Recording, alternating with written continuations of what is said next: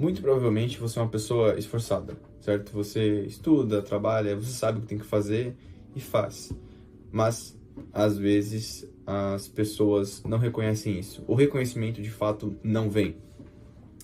E, no meio do caminho, é muito fácil sentir uma certa frustração por talvez não enxergar um resultado ou não conseguir demonstrar um resultado para as pessoas e perder a motivação, porque você está fazendo muito uma coisa há muito tempo, talvez não tenha atingido ainda o resultado que você queria, e isso te desmotiva no meio do caminho. Mais uma reflexão é que hoje a gente vive num momento onde tudo é visto, tudo é postado, todo mundo vê o que a gente está fazendo, as felicidades, tristezas, as dúvidas, nossos pensamentos, todo mundo compartilha tudo. Então hoje, muitas vezes, compartilhar que você está triste também é uma coisa que faz sentido, é uma coisa, entre aspas, boa, né? Você está sendo vulnerável. Então tudo acaba virando um produto que pode ser compartilhado.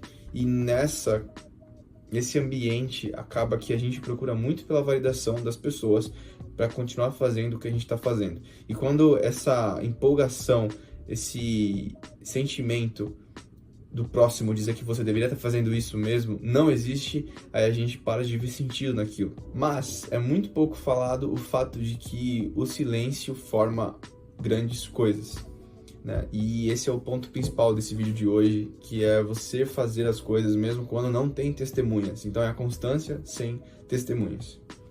E aí tem aquela pergunta que eu acho muito interessante, que é: o que você faz quando ninguém mais está vendo? Como você pode fazer o que você quer? Qual é o seu tipo de atitude? Qual é a sua ação? O que você pensa, né? E o ponto da disciplina tem muito a ver com isso, que é o que você está fazendo enquanto ninguém está te observando, enquanto ninguém está te aplaudindo.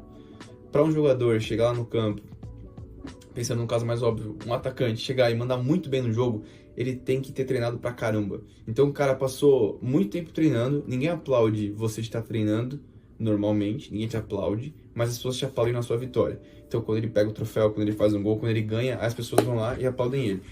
Mas ninguém está acompanhando todos os treinos e todo o esforço que ele está fazendo. E às vezes a gente só valoriza o momento da vitória. A gente só valoriza quando a gente conquista alguma coisa e a gente deixa de lado todo o percurso e todo o trajeto, que é a parte mais difícil e a parte que ninguém está vendo. Ninguém vai ficar falando: nossa, que legal que você está estudando, hein? Parabéns. Até porque se as pessoas fizerem isso, normalmente o ser humano ele quer ver o seu resultado. As pessoas podem enxergar até potencial em você, mas enquanto você não demonstra um resultado de alguma coisa, as pessoas ainda não têm uma fé, entre aspas, concreta. E isso é o problema. Esse gap, vamos chamar assim, entre você estar se preparando para alguma coisa e de fato atingir aquele resultado, é o que pode te deixar nessa aflição, porque você não vai ter a validação das pessoas. E na verdade você não deveria mesmo estar procurando a validação das pessoas, porque tudo na vida vai te exigir fazer as coisas, não em silêncio, no sentido de que você não pode compartilhar, mas no sentido de ser constante e persistir, mesmo quando não der certo a primeira vez, nem da segunda, ou talvez nem da terceira. Mas quando você tem um objetivo muito claro, você vai tentar fazer aquilo até dar certo. Mesmo que as pessoas ao seu redor te falem que não está fazendo sentido, que talvez você está tentando há muito tempo e não está dando resultado. E a minha proposta é de que você trate o reconhecimento como uma consequência. Pensa que se você ficar dependendo das pessoas te aplaudirem ou ficarem sempre te validando por cada decisão que você tomar, você vai ser uma máquina de procurar validação. E você não vai querer fazer mais nada a não ser que as pessoas digam pra você que faz sentido. Só que isso não é sustentável, porque cada pessoa... eu já passei por isso. Já passei por situações assim algumas vezes. Se você tá em dúvida sobre o que fazer em relação a alguma coisa, se você procurar 15 pessoas, muito provavelmente as 15 vão te dar opiniões muito diferentes. E aí você vai ficar sem saber o que fazer, porque 15 pessoas te deram 15 opiniões, e aí você não sabe qual delas você deveria fazer. Porque cada pessoa vai olhar pra você e vai ter certeza absoluta de que ela sabe qual é o melhor caminho pra você. Então ela vai falar: meu, faz isso, porque isso aqui vai ser a melhor coisa que você poderia fazer. Mas não necessariamente. E eu também não tô dizendo o contrário, pra você não ouvir o conselho de ninguém. Mas é vantajoso você ter poucos conselheiros que te ajudem, mas você precisa aprender a ouvir os conselhos e tomar decisões a partir de você mesmo. Porque ninguém vai estar colhendo os frutos bons ou ruins da sua decisão. Só você mesmo. Então, quando você toma uma decisão, você não pode falar assim: não, fulano disse pra eu fazer aquilo, agora eu vou fazer. Mas aí quando dá errado, você culpa o fulano. Você fala assim: cara, eu fiz o que o fulano falou e me ferrei, né? Eu gosto da ideia da coragem de você tomar as decisões da sua vida. Que é literalmente você ter as rédeas da sua vida para coisas que podem dar certo e para coisas que podem dar errado. Porque, eventualmente, alguém vai te dar um conselho, você pode seguir, pode dar errado, ou como pode dar muito certo. E pode mudar a sua vida inteira. Então, uma pessoa pode dar um conselho e vai mudar a sua vida, mas também você pode acabar não estando bem, tomando alguma decisão. Mas o que você vai fazer? Você vai culpar a pessoa sempre?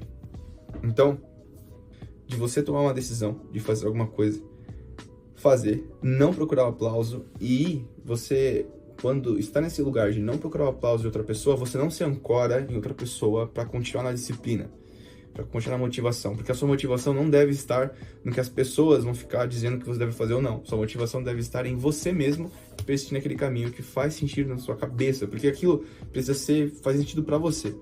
E aí eu quero propor que você pense em alguma situação, pelo menos da sua vida, onde você foi reconhecido quando alcançou o resultado, mas só você e provavelmente pessoas muito próximas de você sabiam do esforço que você teve para conquistar aquilo. Mas alguma coisa real mesmo, que custou para você de alguma maneira, e aí você atingiu um resultado porque você sacrificou outras coisas, e quando você chegou lá, as pessoas te aplaudiram, mas só você sabe o que você sentiu para estar naquele lugar.